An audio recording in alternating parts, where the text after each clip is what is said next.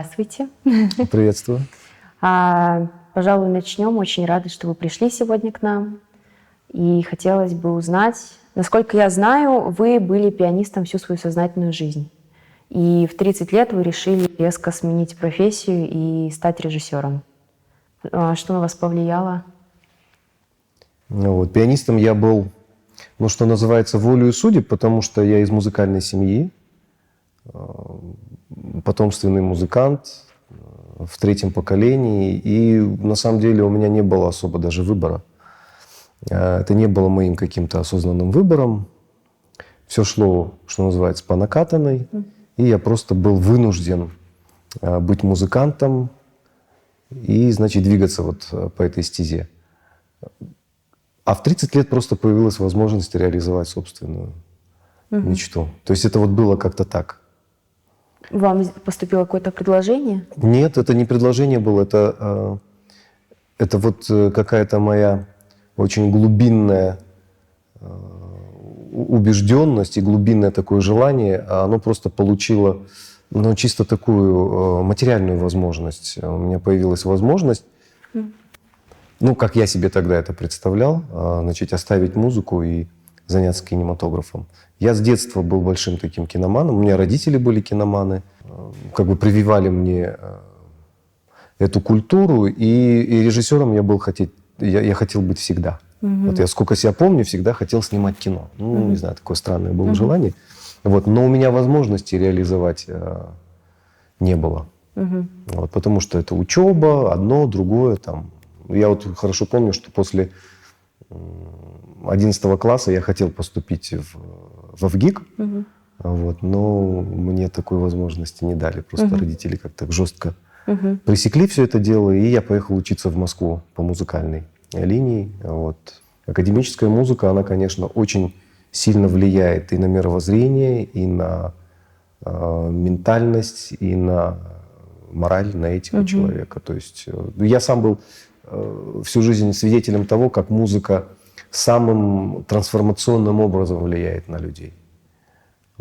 И на самом деле ни одно из искусств так не влияет на человека, как музыка.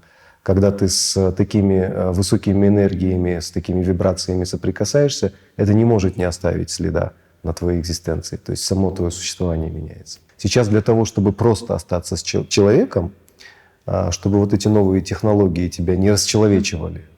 Причем технологии не только какие-то компьютерные или цифровые, а просто даже сама урбанистическая культура, в которой мы существуем, она, конечно, очень расчеловечивающе действует на индивидуума. И просто чтобы остаться человеком, в таком высоком гуманистическом смысле этого слова, который был выработан за эпоху модерна, да, скажем так, нужно заниматься не только музыкой, а вообще, наверное, искусством и, конечно, какую-то культуру в себе взращивать. Режиссеру для творчества лучше всего изолироваться от реального мира и создать какой-то собственный? Или он, наоборот, должен быть в гуще событий, чтобы создать хороший продукт?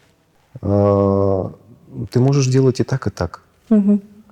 И это может быть талантливо. И это может быть интересно.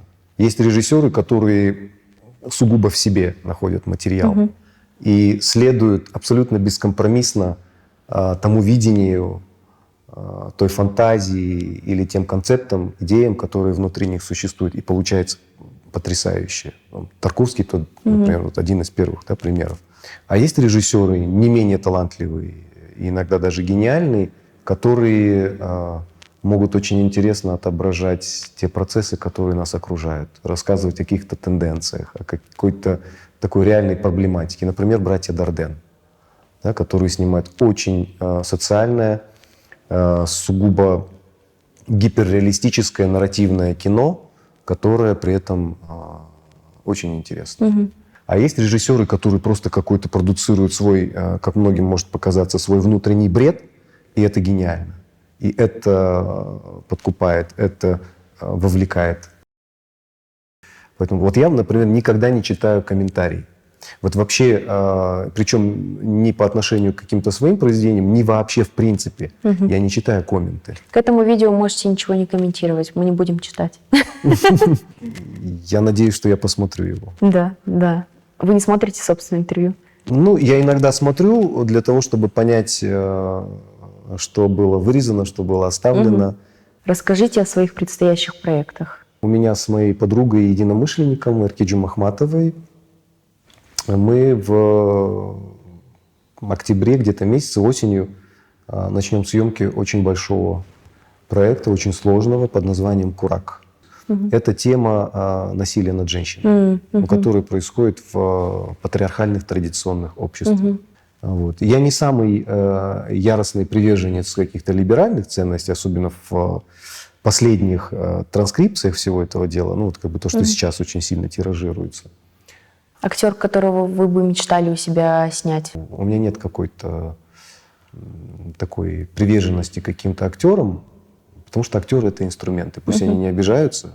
Я очень уважительно отношусь к любым инструментам. Вот. Но актер — это инструмент в руках режиссера. Вот. И, безусловно, если это инструмент хороший, а такой инструмент ты можешь найти на улице. Вот. Такое тоже бывает. Да, конечно. Поэтому желаем вам открытия новых актеров, успехов. Спасибо. Спасибо.